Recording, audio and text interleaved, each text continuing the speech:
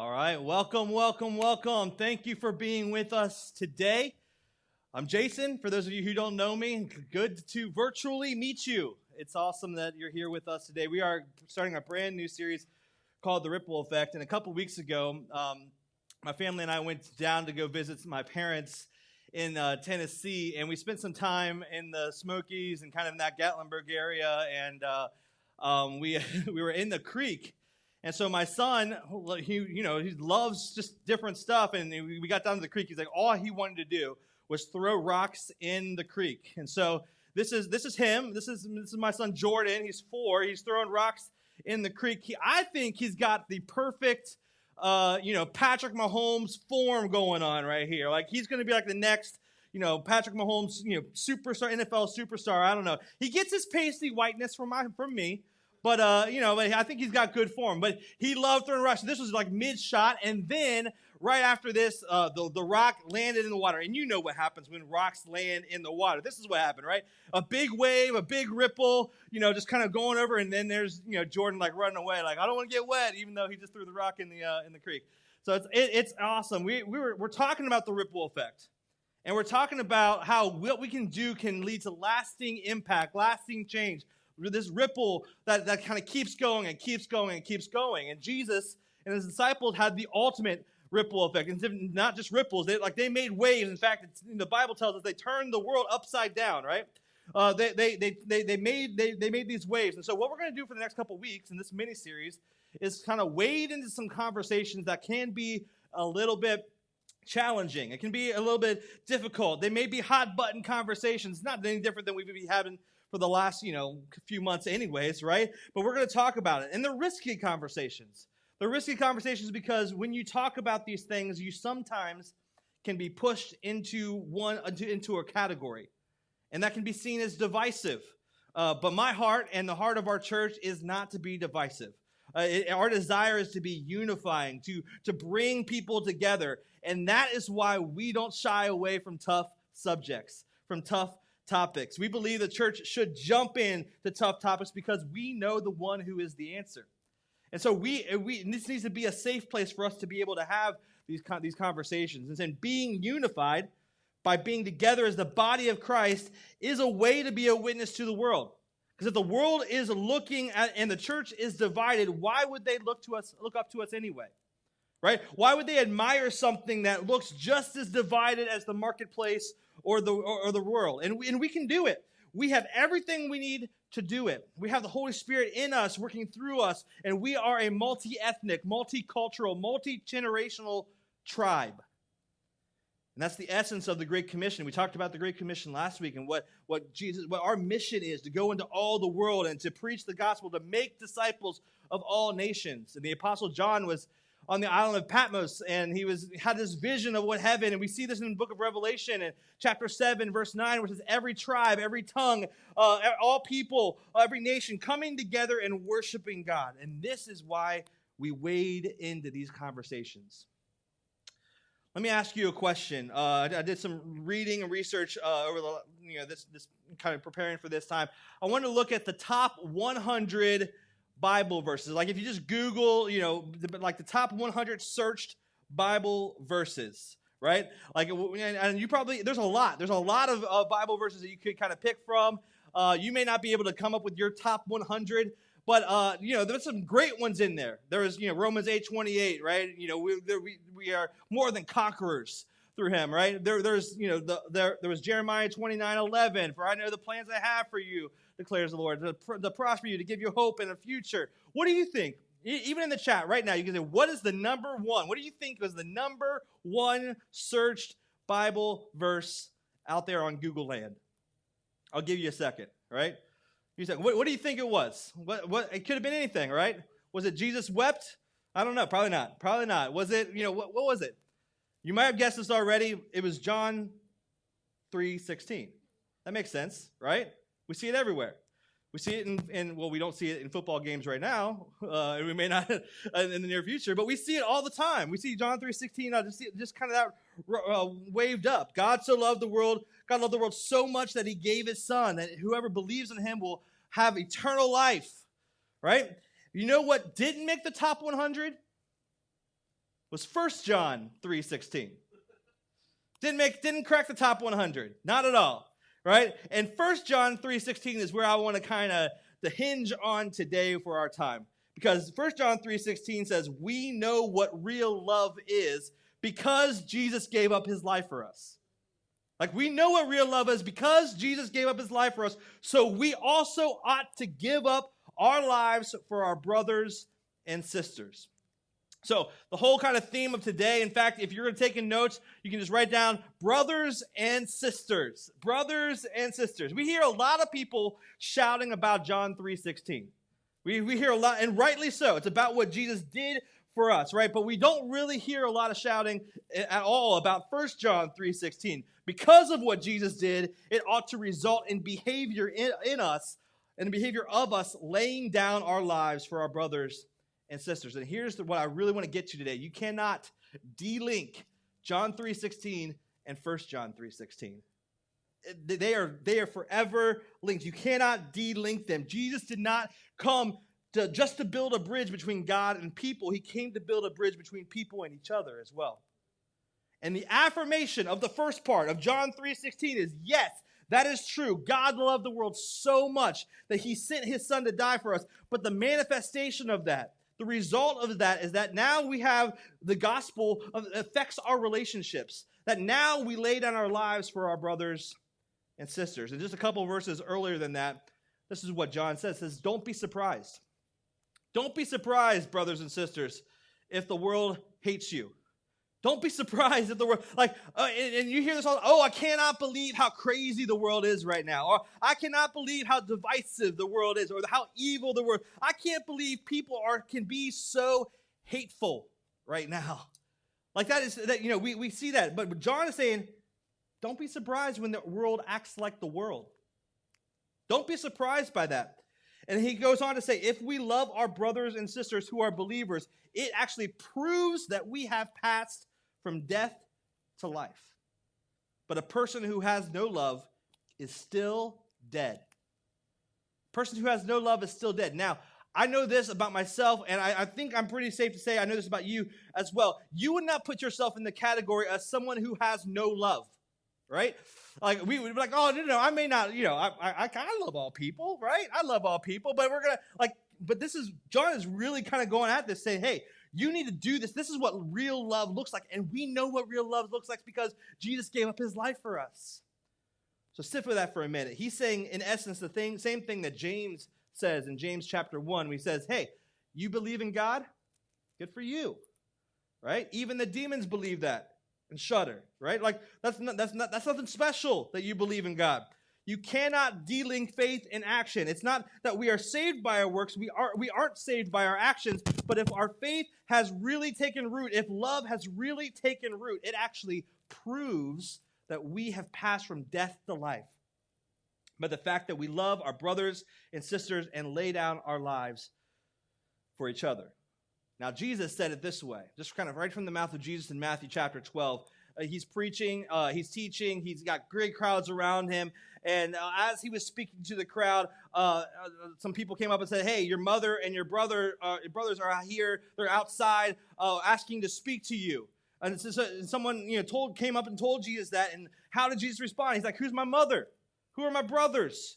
Then he pointed to his disciples and said, these are my mother and my brothers. And anyone else who does the will of my Father in heaven is my brother and my sister and my mother. Now, what Jesus was not doing, he was not devaluing the family.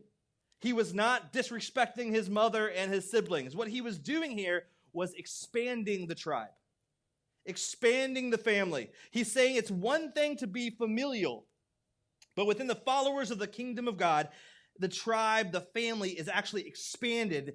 These are my mother and my brothers and my sisters. So we need to have a conversation about how we are going to do this better.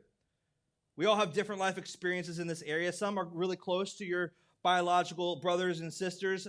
Some may have complicated relationships with their siblings. We all have been raised a little differently and may even have some biases because of it. But regardless of how we were raised, there is a certain way to behave within a family.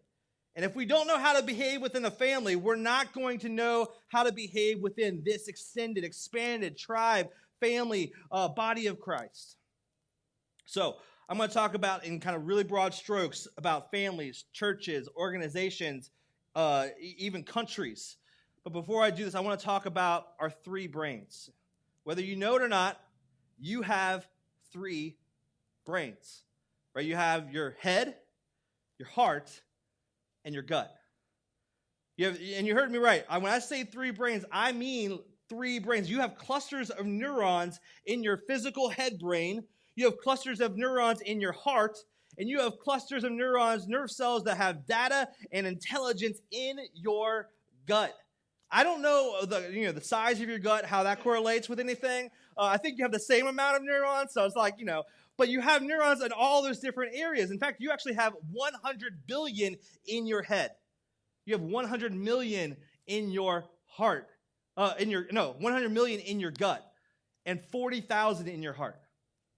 40,000 in your heart. That's why we say from time to time, hey, what's going on in your heart? What's your heart telling you? Listen to your heart. Or I just have a gut feeling. I kind of got this spidey sense going on.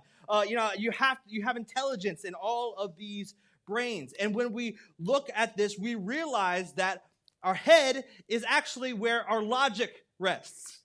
It's where our reasoning rests. Our heart is where our values live. It's where kind of our passion is, what's really important to us. And the gut is kind of where your intuition resides. It's where you just kind of have that gut feeling. Anytime you feel conflicted on a decision, it's probably because you're conflicted in either your head, your heart, or your gut, right? We want to buy the house. We can afford the house. The numbers work. We can get the loan, logic, right? We thought this whole thing through, but do we love the house? I don't know. Do we walk through the house and something in our gut is just like, that's the house. That's the house for me. Like, that's what I got to have that. And if my heart wants it real bad, but my logic and my numbers are wrong, we probably shouldn't do it either, right? So we have to try to find peace between our head, our heart, our gut, among our logic, our values, and our intuition. This is how people think. This is how organizations work. So within organizations, you have something that's just going to kind of tie all this together. So we have the head and we have the logic, but then within organizations, you actually have systems, right? You have systems, and systems within a family or a country, an organization, and systems are how things move. Systems are how something moves. We have a system for bedtime in our family, right? It's like we have to, figure out what's going on. We're going to brush our teeth. We got to, go to the bathroom. We're going to read some books. We're going to say our prayer. Like, we're going to then get into bed. There's a system. It just moves from one step to the next, and it helps us move on to the next step. We have systems for transportation and for communication and for budgeting. All that, even in our families, we have systems like this, but let alone organizations. Next, under, with our heart and our values, we would put our culture. Our culture. While systems is how it moves, culture is actually how it feels. Culture is how it feels. Systems are logical. I can fix a system with my head brain, but culture is how it feels. It's where our passion comes from, and it's where our compassion comes from. Culture in our family is of how we talk to each other, of how we do conflict, of how we do birthdays. It's our values. It's what we care about. It's how it feels. And then we have, in this gut and this intuition part brain that we have vision. Vision is where we are going. Vision is in our guts. We see it with our mind's eye. We see it with this idea of a place to get to, or the place that we're going that we've never seen before, we've never been to before. And I don't know what it's like to have grown kids because my son is really young, but I have a vision of what that will look like for our family. We have a vision of what our family will look like years from now. So within an organization, you have systems, and you have culture, and you have vision. And what happens is that inevitably, what happens in a culture, even in a well-meaning culture, is you start to have issues because it's full of people. It's full of people. It's full of humans. So we have problems. We have broken things. And whenever we fix a problem, we can't just fix one of these things. We can't just fix one of these things or two of these things. We actually have to fix all three of these things. It starts with a vision. It starts with a preferred future. It starts with what we can see and where we know we are going. It starts with that. Oh, where do we want to go as a nation? Where do we want to go as a church? Where do we want to go as a business? Where do we want to go as a family? And for every vision, you actually need a system, because every vision without a system is just a dream. Then we have to look at systems, and we have to look at culture, and I can change how it feels without changing how it moves. So we have to change both. And if I change how it moves, but I don't change how it feels, I've only fixed a part of the problem. When we look at our nation, how we've progressed as a nation, at times we've changed a system but we didn't fix the culture. And there are times that we addressed the culture, but we still had a broken system. And over time, if we don't work on both of those things, if we don't deal with both, we'll never progress. We'll never get to a better place. So think about this. Whether the organization, the church, the family, the country, you have issues that are created, and sometimes it happens because of an innocent mistake, right? Sometimes it's an oversight. Sometimes you didn't mean it somehow, but something developed accidentally. And you have to fix that. You have to address that thing. Maybe it's a system issue, maybe it's a culture issue. But sometimes it happens because of sin, right? It's just flat out wrong. It's something that we did that was just flat out wrong. And so with really broad strokes, let's just take, for example, kind of how we brought people over into this country. Let's talk about slavery, right? Slaves come into our country. People went to Africa, captured folks, brought them back to this country, and enslaved them. And for years, they were seen as property. Right? And then in the 1700s, we have the Three-Fifths Compromise, which is kind of dehumanized a group of people. It was where black people were counted as 3/5 of a person for determining the population for legislative representation in the House of Representatives. It's a piece of legislation actually written in our Constitution. In the 1700s, in the 1800s, we have the Emancipation Proclamation, where slaves are now declared free, but they don't live as free. So what was happening? We were making some systematic changes, but we never really addressed anything culturally. We made some systematic changes where black people were seen as property and then as 3/5 of a person and then simply just legally a person. Then we had separate be equal, Jim Crow laws, which was a systematic change. Then it was the 1960s where we got rid of those Jim Crow laws. Now it was illegal to do that. Again, we addressed systems, but we didn't fix culture. We improved systems, but we never improved culture. Here's the reality. You can abolish slavery all day long, which is a system. But if you don't fix the culture, even with a new system, you'll find a new way to enslave people. You have to fix both. So where we're at this point, the neo-Nazis and the KKK and these people who were overtly racist aren't influencing culture today like they did years ago. They may still be influencing it to a degree, but not to the degree that they were years and years and decades ago. Most of the changes, things that need to happen systematically and culturally, are many times things that are hidden, they're embedded, that are kind of in the subconscious. And there were a couple studies that were done to kind of reveal this, and there have been a lot of studies that have done to reveal this, but one study was the Yale Child Study Center went to a preschool teachers convention, which is pretty much a gathering of the nicest people in the world. That's really all that was. They didn't have to be able to be there. And they did a case study. And so they showed them a video of children playing, and they primed them with this thought. They said, we want you to watch this video, and we want you to document all of the bad behavior that you see in the video. Just document all of the bad behavior you see in the video. That was the primer. And the trick was that there was really no bad behavior in the video whatsoever. They just wanted to see what they would come up with. And so the video was of 4 kids, a white boy, a black girl, a black girl, right? And using eye tracking technology, they followed the teacher's eyes. And the teacher's eyes, when they were primed with that thought, they're looking for bad behavior, the teacher's eyes went straight to the black boy. Straight to the black boy. And throughout the video, they watched the black boy more than they watched other kids. Greater percentage. And these were not teachers who woke up and thinking that they were racist. They didn't wake up thinking they have a bias or wanting to see people die. These were people who had hidden cultural bias, and when they came out and told the results to the group of teachers, the teachers were horrified. They were horrified. They couldn't believe they could have done that because they didn't do it consciously. So even Yale Child Study Center said, you know what, if you're right, you didn't know what you were getting into, so if you want to back out, if you don't want to be included into the study, by all means, you have that right. We won't include you.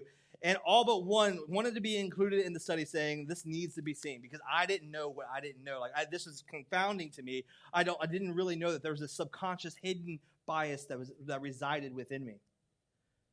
And then another study from the University of California where police officers were asked to guess the age of boys.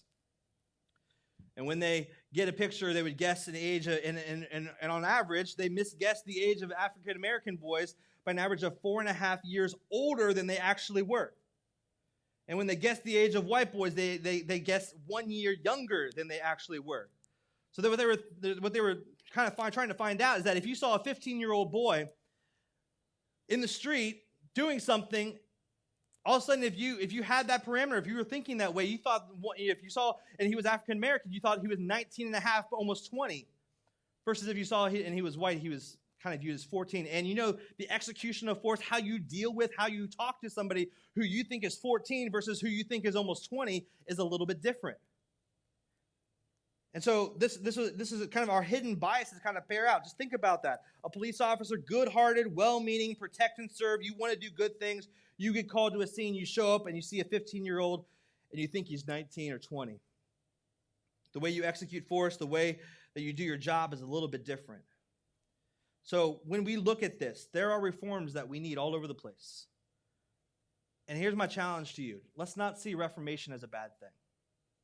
Because you know who needs reformed? Me. I need reformed. You know who also needs reformed? You. We need reformed. Our states need reformed. Our church needs reformed. Our police departments need reformed. Our schools need reformed. Our country needs reformed. We need to be getting better all the time. So this is not a slight on anybody.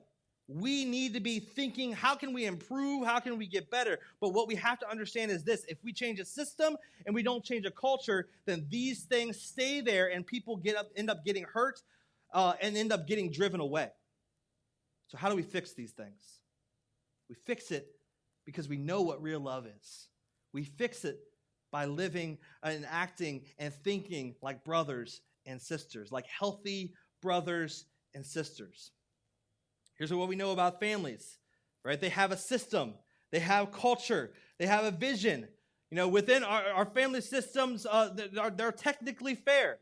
Like if you grew up with siblings, you might quite question that from time to time, but the family system is technically fair. In the family constitution or the family bylaws, all kids are created equal. But there's no favoritism technically in our system, as are most families. But what happens in families culturally, that's right. It always doesn't always play out that way, right? And it can play out in any number of ways. Even seemingly little things like birth order, right, can have an effect, right? The oldest child maybe a little bit more precocious, maybe more responsible. Sometimes the parents ropes the oldest child to help raise the younger kids.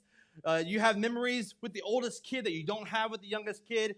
And they're the biggest, and they can kind of start to take over, and there can just be some dynamics that happen that way. The baby of the family kind of gets special treatment because they're the baby. They're mom and dad's last hurrah. They stay cuter longer for some reason. I don't know. It just kind of happens, I guess. So you have the oldest child and the youngest child, and then you have the middle child, and you didn't have 3 kids in your family, but there's you know about middle child syndrome like that. It's systematically fair, but culturally, it doesn't always seem to play out that way. It's not that the middle child is excluded from the Constitution. It's just the real world dynamics happen, and you start to develop biases. And as parents, you can get angry, and you can be like, no, everything's fair. Like, you get the same type of bedroom. You get the same portions of food. Your Christmas experience is pretty much, this is the same. Like, it's fair, okay? But people may not be talking about systems. They may be talking about how it feels. Maybe talking about culture. So when we get there as a family, you just kind of think it through with one brain. You can't try to fix everything with systems, and we can't try to fix everything with culture. If everything that we do is logical, relational, human, family dynamics can be helped with a system, but they can't be fully fixed with a system. You do need to fix the system, but you can't only address the system. But also, we can't go and try to fix the heart and the feelings and try to make everything right. Because not everything that feels right is right. Right? Just because it feels right doesn't mean it is right. Sometimes it feels right because it feels familiar. And just because it's familiar doesn't make it right. So if someone doesn't feel like they're being treated equally, we can flex the Constitution, the systems, and talk about all the areas where they're equal, or maybe I can listen to them and look through their lens, and maybe when I look through their lens, maybe I can see the little biases that are kind of hidden in myself. I'm really honest and transparent with myself. I'm doing a healthy inventory of myself. So when a member of the family feels like there's inequity, how do you fix it?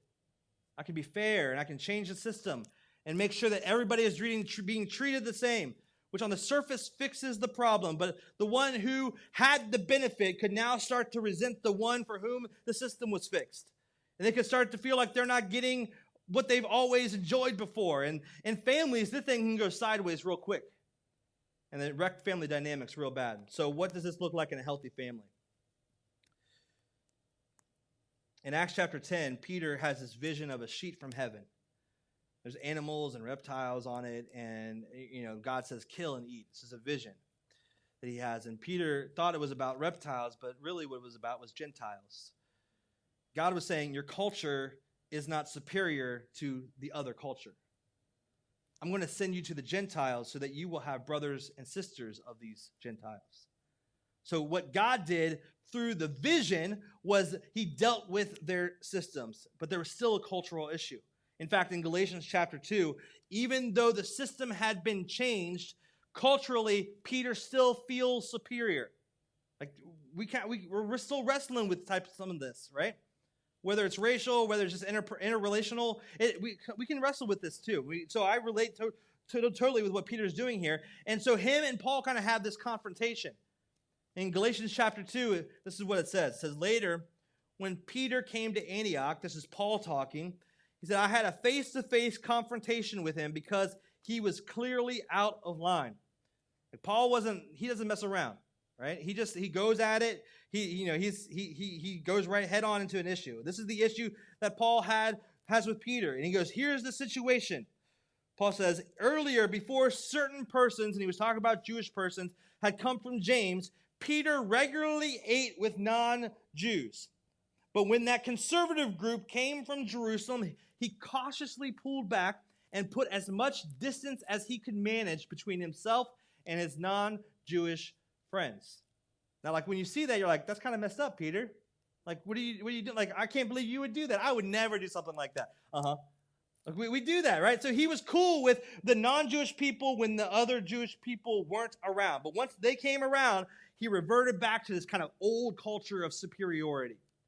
It goes on. He says that's how fearful he was of the conservative Jewish clique that has been pushing the old system of circumcision. Unfortunately, the rest of the Jews in the Antioch church joined in that hypocrisy so that even Barnabas was swept along in the charade. So Peter, who understands the systematic change, hasn't changed culturally. He still doesn't see the Gentiles as equals. When it's just him and the Gentiles, everything's cool. But when the Jewish people showed up, he goes back into the superiority act, and now the majority of the other Jewish people around begin to be influenced by Peter because he's like the alpha, and that even a good guy named Barnabas gets sucked into what we're trying not to treat these people any different than normal. And it goes on. Paul says, but when I saw that they were not maintaining a steady, straight course according to the message, I spoke up to Peter in front of them, which, is a total Paul thing to do. Paul responds the way the Gentiles were treated by the Jews. He responds to that. He responds, though, like a brother. He responds like a brother. And if you've ever seen your sibling being picked on, you know you don't always handle it the way HR department says you should. Right? Like, you just don't. Like, when that happens, you don't employ the conflict sandwich. You don't, like, hey, you know what? I'm going to give you an affirmation. Then I'm going to tell you the truth. I'm going to end with an affirmation. No. You're about to go to fisticuffs, right? You're about to go to the throw down a little bit. And you're like, no, you stand up for them. Like, this is my brother. This is my sister. And that's exactly what Paul is doing here. He sees these Gentiles as brothers and sisters, and Peter is getting caught up in this hypocrisy. And when this superior group gets together, they raise up and they push this other group down. And maybe it's conscious, maybe it's subconscious, I don't know. I just know it's wrong. That's my brother. That's my sister. And I'm not going to stand by and let it happen. I'm going to stand up for them. I care about them. I love them. I'm not going to let this happen like this. So they stand up. And friends, within this tribe, within this family, within this church, we got to stand up for our brothers and our sisters. That's how the world will know. In fact, that's what Jesus said, John 13, 35 and 36. He said, I'm giving you a new commandment. Love one another. Love each other. Just as I have loved you, you should love each other. Your love for one another will prove to the world that you are my disciples. So Jesus is saying, you got to stand up for your brothers and your sisters. It will be your best witness. It will be your best witness. And then just a few chapters later in the book of John, in John 17, he says, he's praying, Jesus is praying, he says, I pray that we will all be one. Just as you and I are one, God, as you are in me, Father, and I am in you, may they be in us so that the world will believe that you sent me.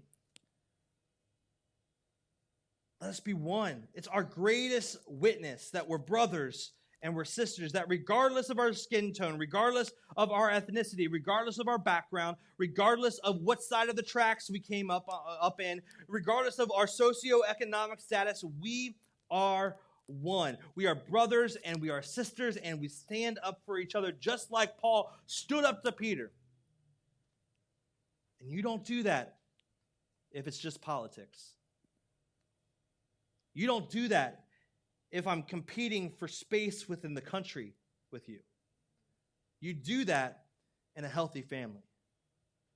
You look out for the needs, the feelings, and you stand up for the one that needs to be closer in the family. You see this vision, and you got to change. You got to fix some cultural issues, and you got to fix some systemic issues, and you got to do it all together. You can't just fix one. You got to go and address everything. You look at the known and the unknown biases that you may have, and you address those. And you look at the ones that others may accidentally or intentionally endorse, and you stand up to them. Because that's what brothers and sisters do. That's how we can be unified. That's how we can be an effective witness. That's how we can love one another. So we can try to fight our way out of it with systems. And systems need to change. We need better systems. We got to better fix some systems. We need reform. We need to make some changes. But friends, we are fooling ourselves if we think that we're going to pass a law or change a system and it's going to fix the macro big issue, the heart. Let me tell you who's best positioned to fix it. Brothers and sisters. You cannot de-link John 3:16 with 1 John 3:16. Jesus Christ laid down his life for us. So we got to lay down our lives for our brothers and sisters. This is what God's doing right now. He's given us a vision. He's given us a vision of every tribe, every tongue, every nation. He's redefined the tribe. He's given the new revelation of a redefined family. That's where we're going. That's the piece. And within this, it's our job to work in and allow God to work through us to fix both systems and culture, both culture and systems, and allow God to bring things to the surface. Sometimes hidden things, sometimes things that we'd rather not acknowledge. Sometimes it means creating an opportunity for somebody else. Sometimes it means moving towards somebody. Sometimes it means giving some of our money. Sometimes it means listening. Sometimes it means giving up our seat. Sometimes it means starting to care about something that affects your brother or sisters that you didn't used to care about because you didn't see them as a brother or sister. So what we need to do is we need to bring John 3:16, the gospel, together with 1 John 3:16, our job, what we ought to do now that we know what real love actually is. Let's lay ourselves down. Let's come together. And when we do, that ripple will just never stop going.